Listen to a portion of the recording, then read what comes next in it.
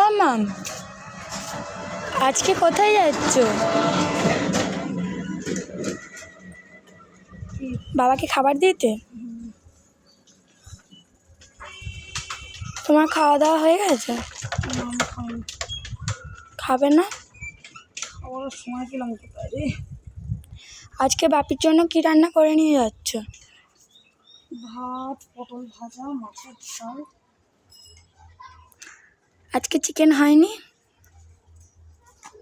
Chicken বাড়ি আসুক, chicken হবে এখন।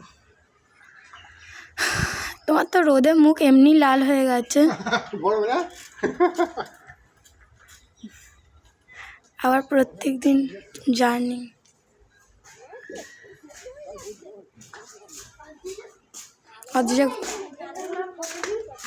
আর মা প্রতিদিন ডিউটিতে যায়।